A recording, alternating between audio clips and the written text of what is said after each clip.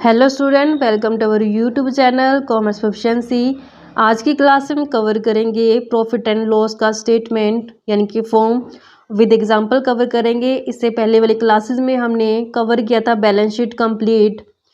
अगर अभी तक आपने लास्ट वीडियोस नहीं देखी देखिए, ताकि आपकी स्टडी में कंसिस्टेंसी बनी रहे। अगर अभी तक आपने मेरे चैनल कॉमर्स प्रोफिशिएंसी को सब्सक्राइब नहीं किया, सब्सक्राइब कीजिए, ताकि जब भी मैं न्यू वीडियोस अपलोड करूं सबसे पहले नोटिफिकेशन आपके पास जाए, आप वीडियोस को सबसे पहले देखो और आपकी स्टडी बूस्टअप हो। Part 2 form of statement of profit and loss. तो हमने पार्ट 1 में कवर किया था बैलेंस शीट को। पार्ट 2 में आया था हमारे पास प्रॉफिट एंड लॉस। शेड्यूल 3 के पार्ट 2 के अंदर इसको कवर करते हैं। परफॉर्म में क्या कहते हैं कि सबसे पहले नाम है जो कंपनी का शो किया जाएगा, फिर then profit and loss statement for the year ended, जो हमारा ईयर होगा यहाँ पे आ जाएगा।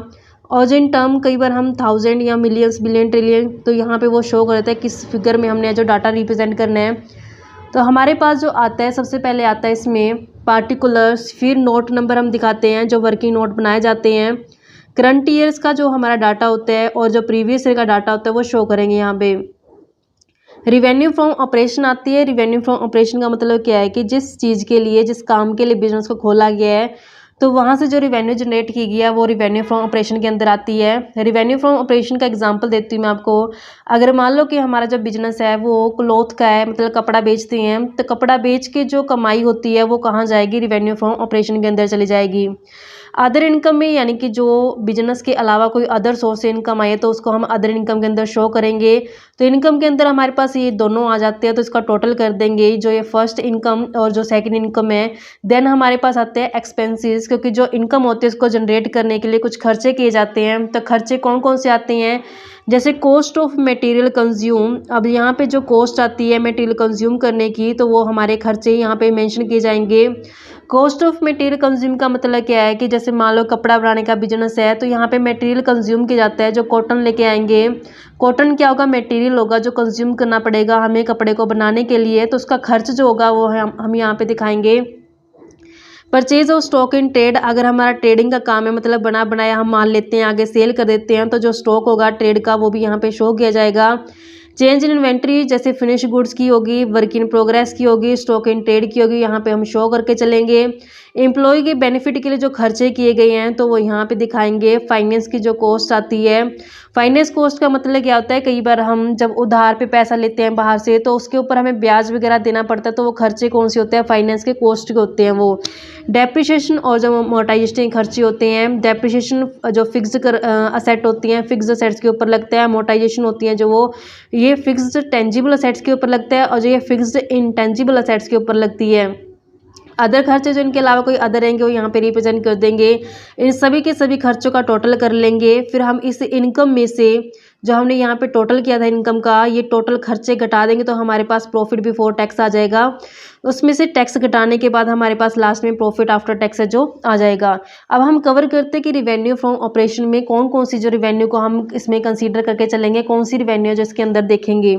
रिवेन्यू फ्रॉम ऑपरेशन में कहता है जो ये रिवेन्यू होती है अर्न की जाती है बिजनेस एक्टिविटी से, यानी कि जो हमारा बिजनेस होता है मेनली जिस काम के लिए होता है, तो वो बिजनेस एक्टिविटी करके जो कमाया गया वो हमारा रिवेन्यू फ्रॉम ऑपरेशन है। इट विल बी शोन, कहते हैं इसको कैसे दिखाएंगे? नोट्स टू अकाउंट्स के अंदर दिखाया जाएगा।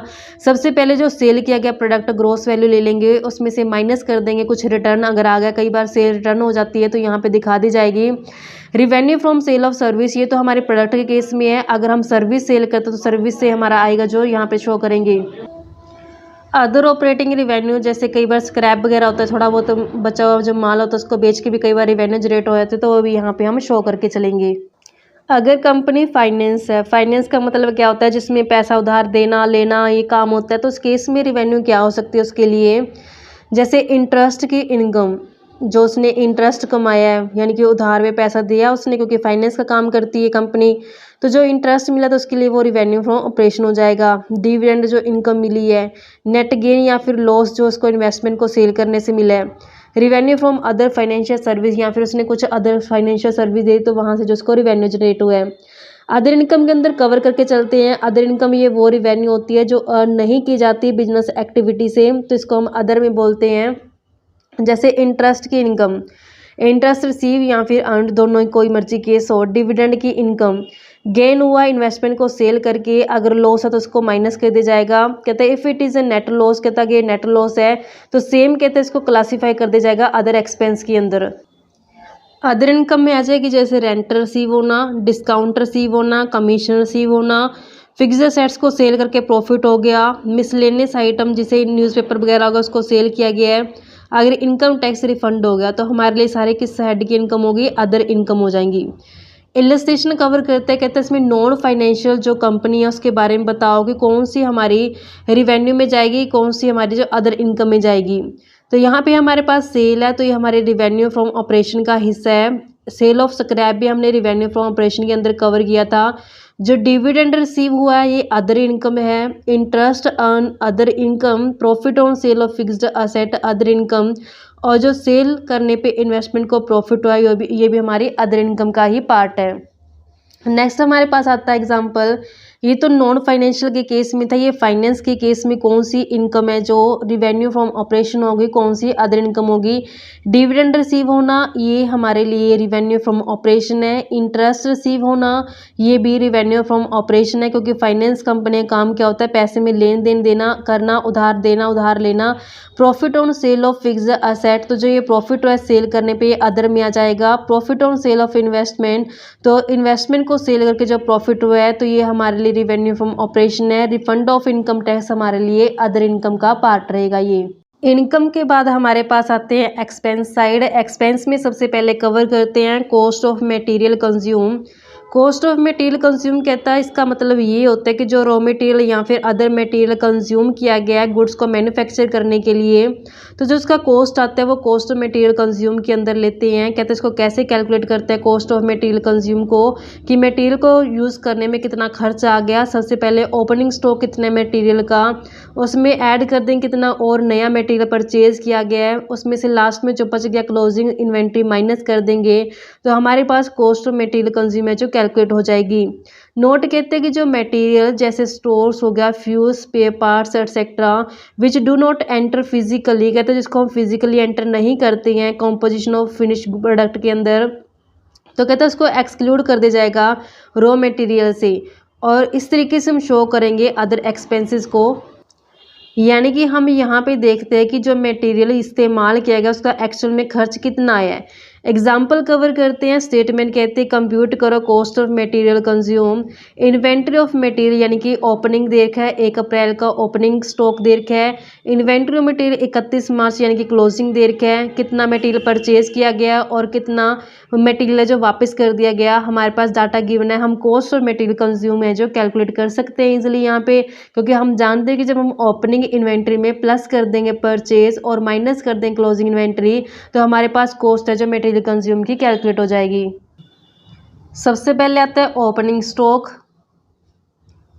ओपनिंग इन्वेंट्री जिसे बोल सकते हैं हम। ओपनिंग इन्वेंट्री में हमारे पास गिवन है 3 लाख से, फिर इसके अंदर हम ऐड करते होते हैं परचेज को, ऐड करते हैं परचेज, तो परचेज हमारे पास गिवन है 15 लाख से, लेकिन परचेज रिटर्न है तो इसमें से परचेज रिटर्न को क्या कर दिया जाएगा, माइनस कर दिया जाएगा। 10,000 के जो वापस कर दिया गया, परचेज रिटर्न कर दी गई है, तो मेरे पास जो टोटल परचेज है ये नेट परचेज 14,90,000 से। ओपनिंग स्टॉक प्लस परचेज करते हैं तो हमारे पास बनता है 17,90,000 से। इसमें से हम लेस कर देते हैं क्लोजिंग इन्वेंट्री के, लास्ट में कितना इन्वेंट्री है जो बच गया, तो क्लोजिंग इन्वेंट्री माइनस करेंगे जो हमारे पास गिवन है 3,60,000 से। तो हमारे पास एक माइनस करके आ गया 14,30,000, तो 14,30,000 हमारे पास क्या आ गया, कॉस्ट ऑफ मटेरियल कंज्यूम आ गया। कितना कॉस्ट ऑफ मटेरियल कंज्यूम आ गया, कि कितना मटेरियल कंज्यूम किया गया, उसका कितना कॉस्ट हमें जो पड़ा है। इस तरीके से बच्चे टॉपिक था, आई होप कि आपको क्लियर हो गया होगा। नेक्स्ट टॉपिक बनता है हमारे पास purchase of stock in trade. Stock in trade का मतलब क्या होता है, कुछ कंपनियां ट्रेडिंग होती हैं, मतलब क्या है कि बना बनाया माल खरीदती हैं और आगे उसको सेल कर देती हैं, तो उसको तो हम शामिल करेंगे स्टॉक इन ट्रेड के अंदर। अगर उसने कंपनी ने मटेरियल को परचेज करके उसके ऊपर कुछ भी फर्दर प्रोसेस कर दिया तो फिर वो हमारे लिए कॉस्ट ऑफ मटेरियल कंज्यूम का पार्ट बन जाएगा। कहते हैं कि जो टर्म है स्टॉक इन ट्रेड, इसका मतलब है कि गुड्स जो परचेज की गई आगे रीसेल करने के लिए की गई है, अगर कहते हैं कंपनी कुछ फर्दर प्रोसेस करती है जो गुड्स उसने खरीदी है उसके ऊपर, तो फिर हम उसे परचेज और स्टॉक इन ट्रेड की कैटेगरी में ना रख के कॉस्ट ऑफ मटेरियल कंज्यूम की कैटेगरी में रख देंगे, क्योंकि उसने कंपनी ने कुछ फर्दर प्रोसेस कर दिया उसके ऊपर। इस तरीके से कहता है अगर सेमी फिनिश गुड्स वो होती है जो अभी अध पकी होती हैं, पक्की नहीं होती, इस्तेमाल करने लायक अभी अच्छे से तैयार नहीं हुई है, या फिर जो मटेरियल खरीदा गया है फर्दर उसके ऊपर प्रोसेस बाकी है, तो उसको भी हम शामिल करेंगे कॉस्ट ऑफ मटेरियल कंज्यूम के अंदर, ना कि स्टॉक इन ट्रेड के अंदर। स्टॉक इन ट्रेड के अंदर सिर्फ हम उसी गुड्स को शामिल करेंगे जिसको हमने खरीदा और साथ के साथ रीसेल कर दिया, उसके ऊपर कोई फर्दर प्रोसेस नहीं किया गया। अगर कुछ उसके ऊपर थोड़ा सा ही फर्दर प्रोसेस किया गया है तो वो हमारा परचेज और स्टॉक इन ट्रेड की कैटेगरी में ना आकर के कॉस्ट ऑफ मटेरियल कंज्यूम की कैटेगरी में जो चला जाएगा। नेक्स्ट जो हमारे पास एक्सपेंस आता है वो है change in inventory, finish goods, work in progress और स्टॉक इन ट्रेड। तो यहाँ पे हम चेंज को कैसे निकाल लेंगे, सबसे पहले फिनिश गुड्स का, तो ओपनिंग स्टॉक कितना है फिनिश गुड्स का, उसमें से माइनस कर देंगे क्लोजिंग स्टॉक है जो फिनिश गुड्स का, तो हमारे पास चेंज आ जाएगा। ऐसे ही नेक्स्ट उसके बाद है जो हमारे पास वर्क इन प्रोग्रेस, तो वर्क इन प्रोग्रेस का ओपनिंग इन्वेंट्री कितना, उसमें से माइनस कर देंगे closing inventory work in progress का। नेक्स्ट हमारे पास स्टॉक इन ट्रेड है जो opening inventory stock in trade का लेंगे, उसमें से माइनस कर देंगे क्लोजिंग इन्वेंट्री जो स्टॉक इन ट्रेड का, तो फिर इन तीनों को हम क्या कर लेंगे, ऐड कर देंगे, तो हमारे पास क्या आ जाएगा, change in inventory of finish goods, work in progress and stock in trade है जो कैलकुलेट हो जाएगा। कि जो नेट डिफरेंस होते हैं ओपनिंग इन्वेंट्री और क्लोजिंग इन्वेंट्री का, वो पॉजिटिव और नेगेटिव कुछ भी हो सकता है। जैसे हमने ये डिफरेंस लिया है ओपनिंग और क्लोजिंग इन्वेंट्री का, तो ये पॉजिटिव में भी आ सकता है रिजल्ट, ये नेगेटिव में भी आ सकता है। एग्जाम्पल कवर करते हैं इसका। कहता है हमारे पास इंफॉर्मेशन गिवन है 31 मार्च 2018 की, हमने नोट्स टू अकाउंट्स बनाना है प्रॉफिट एंड लॉस के लिए, जिसमें चेंज इन्वेंट्री को दिखाना है। ओपनिंग इन्वेंट्री गिवन है, क्लोजिंग इन्वेंट्री गिवन है, finish goods, work in progress जिसे हम सेमी फिनिश गुड्स बोलते हैं, स्टॉक इन ट्रेड और मटेरियल। तो हमें तीन चीज़ें चाहिए, ओपनिंग इन्वेंट्री किसका, फिनिश गुड्स का, वर्क इन प्रोग्रेस का और स्टॉक इन ट्रेड का और क्लोजिंग इन्वेंट्री। तो दोनों ही डाटा हमारे पास गिवन है। तो कैसे हम कैलकुलेट कर सकते हैं चेंज इन स्टॉक को। सबसे पहले जो लेते हैं ओपनिंग इन्वेंट्री आता है फिनिश गुड्स का। सबसे पहले हम लेते हैं ओपनिंग इन्वेंट्री फिनिश गुड्स का। ओपनिंग इन्वेंट्री फिनिश गुड्स का जो ऑलरेडी क्वेश्चन में हमें गिवन है, ओपनिंग इन्वेंट्री है 10 लाख रुपए से, उसमें से हम लेस कर देते हैं जो क्लोजिंग इन्वेंट्री है, closing inventory of finish goods का, जो हमारे पास गिवन है 9,40,000 से। तो जब हम माइनस करते हैं तो हमारे पास फिगर आता है 60,000 से। नेक्स्ट बी पार्ट में हम लेके चलते हैं वर्क इन प्रोग्रेस को। तो हम लेते हैं ओपनिंग इन्वेंट्री कितना है वर्क इन प्रोग्रेस का। ओपनिंग इन्वेंट्री गिवन है 5 लाख रुपए से, और इसमें से अगर माइनस कर देते हैं जो हमारे पास क्लोजिंग इन्वेंट्री होता है वर्क इन प्रोग्रेस का, जो हमारे पास गिवन है 6 लाख से। तो इस बार हमारे पास जो फिगर है वो नेगेटिव में आई है 1 लाख रुपए से, क्योंकि 5 लाख ओपनिंग है, 6 लाख क्लोजिंग है, तो नेगेटिव में हमारे पास 1 लाख है जो बनता है। जो थ्योरी में हमें बताया था कि जो चेंज इन्वेंट्री है ये मतलब पॉजिटिव में भी आ सकता है और नेगेटिव में भी आ सकता है। लास्ट में हम लेके चलते हैं स्टॉक इन ट्रेड का। तो यहाँ पे हम लेके चलते हैं opening inventory of stock in trade. Stock in trade का ओपनिंग इन्वेंट्री 8 लाख रुपए से गिवन है, इसमें से माइनस कर देते हैं अगर हम क्लोजिंग इन्वेंट्री है जो स्टॉक इन ट्रेड का, जो गिवन है 7,30,000 से, तो हमारे पास नेट फिगर बनते हैं 70,000 से। तो अब हम इन तीनों फिगर 60,000, 1 लाख और 70,000 को जब हम सोल्व आउट करते हैं, 70,000 और 60,000 हमारे लिए पॉजिटिव है, तो उसमें से नेगेटिव माइनस कर देंगे तो हमारे पास बचेगा फिगर 30,000 से। तो यहाँ पे हमारे पास 60,000 और 70,000, तो 31 बनते हैं, 31 में से 1 लाख गया तो 30,000 हमारे पास क्या आ चुके हैं यहाँ पे, change in inventory of finish good, work in progress and stock in trade है जो आ जाएगा, जो हमें दिखाना पड़ता है प्रॉफिट एंड लॉस के अंदर। यहाँ पे हमने मटेरियल को यूज़ नहीं किया, क्योंकि मटेरियल जो होता है ये यूज़ किया जाता है जब हम कैलकुलेट करके चलते हैं कॉस्ट ऑफ मटेरियल कंज्यूम को, तो वहाँ पे हम इस पॉइंट का जो इस्तेमाल करते हैं। नेक्स्ट जो हमारे पास बनता है employ benefit expenses. Employ benefit expenses में जैसे एम्प्लॉय को वेज दिया जाता है, सैलरी, बोनस और जो उसको लीव इनकैशमेंट कर दी जाती है। कंट्रीब्यूशन जो प्रोविडेंट फंड के अंदर या अदर फंड जैसे ग्रेचुइटी फंड या सुपरएनुएशन फंड के अंदर किया जाता है। स्टाफ वेलफेयर के लिए खर्चे जो किए जाते हैं जैसे कैंटीन का खर्चा, मेडिकल का खर्चा, जो एम्प्लॉय स्टॉक ऑप्शन स्कीम के तहत खर्चा किया जाता है, एम्प्लॉय स्टॉक परचेज प्लान के तहत किया जाता है। तो ये सारे हमारे एम्प्लॉयज़ बेनिफिट एक्सपेंस के अंदर है जो कवर किए जाते हैं। नेक्स्ट एक्सपेंस में हमने पढ़ा था फाइनेंस कॉस्ट के बारे में। फाइनेंस कॉस्ट वो होती है जब कंपनी बाहर से या किसी से उधार पैसा उठाती है, तो जो उसने उधार में पैसा उठाया होता है तो उसके अगेंस्ट उसको इंटरेस्ट पे करना पड़ता है। तो इंटरेस्ट क्या बन जाता है कंपनी के लिए, फाइनेंस की कॉस्ट बन जाता है। जैसे यहाँ पे कहता है जो इंटरेस्ट के एक्सपेंसेस होते हैं उसमें शामिल करेंगे जो इंटरेस्ट पे किया गया टर्म लोन बैंक से जो लिया था, इंटरेस्ट पे जो किया गया ओवरड्राफ्ट के ऊपर या cash credit limit from bank के ऊपर जो इंटरेस्ट पे किया गया है, interest paid on debentures, bond या पब्लिक डिपॉजिट्स के ऊपर। अदर ब्रोविंग कॉस्ट में कौन सी आ जाएंगी, जैसे डिस्काउंट या फिर लॉस ऑन इश्यू डिबेंचर जो राइट ऑफ किए गए हैं, जो प्रीमियम पे किया गया है डिबेंचर्स को रिडीम करते समय है, जो लोन प्रोसेसिंग चार्जेस होते हैं क्योंकि लोन लेने के लिए प्रोसेस करना पड़ता है तो उसके चार्जेस लगते हैं, गारंटी चार्जेस होते हैं, कमिटमेंट चार्जेस और जो कमीशन पे किया गया डिपॉजिट मोबिलाइजेशन के लिए, तो वो सारे हमारे अदर ब्रोविंग कॉस्ट का जो पार्ट बन जाएंगे। नेक्स्ट आते हैं हमारे पास डेप्रिसिएशन और जो अमोर्टाइजेशन होती है।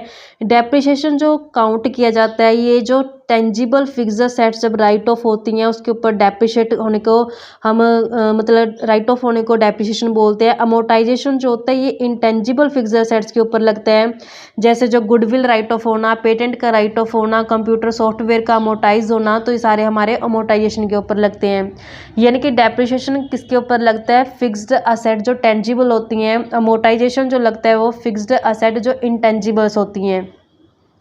अदर एक्सपेंसेस में हमारे इनके अलावा जो खर्चे आते हैं जैसे कैरीज इनवर्ड या कैरीज आउटवर्ड, फ्रेट का खर्चा हो गया, मैन्युफैक्चरिंग के खर्चे हो गए, रेंट रेट और जो टैक्सेस दिए जाते हैं, इंश्योरेंस उसमें से प्रीपेड घटा देंगे अगर कुछ है तो। नेक्स्ट हमारे पास बनता है कुछ डिस्काउंट अलाउ कर दिया गया है या कुछ कमीशन अलाउ कर दिया गया है, जो बैड डेट राइट ऑफ किए गए हैं, जो प्रोविज़न क्रिएट किया गया डेटर्स के ऊपर, मशीनरी की रिपेयर का खर्चा, बिल्डिंग की रिपेयर का खर्चा या किसी अदर फिक्स्ड असेट्स की रिपेयर का खर्चा, जो ट्रेड एक्सपेंसेस होते हैं, एडमिनिस्ट्रेशन का खर्चा, ऑफिस और टेलीफोन एक्सपेंसेस का खर्चा, बैंक के चार्जेस जो होते हैं, अगर फिक्स्ड असेट्स को सेल करने पे लॉस हो गया जो डायरेक्टर को फीस दी गई है, जो ऑडिट की फीस होती है, जो कन्वेंस एक्सपेंसेस, कन्वेंस होता है जो हम यात्रा करते हैं एक जगह से दूसरी जगह जाने के लिए तो वो कन्वेंस में आ जाते हैं खर्चे जो किए जाते हैं, ट्रैवलिंग एक्सपेंसेस, कोरियर का खर्चा, टेलीफोन और इंटरनेट के खर्चे और एंटरटेनमेंट के खर्चे, ये सारे हमारे अदर एक्सपेंसेस का जो पार्ट बन जाएंगे।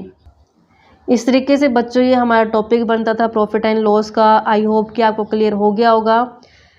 ऐसे ही रेगुलर वीडियो देखने के लिए आप मेरे चैनल कॉमर्स प्रोफिशिएंसी को सब्सक्राइब, लाइक एंड शेयर करें।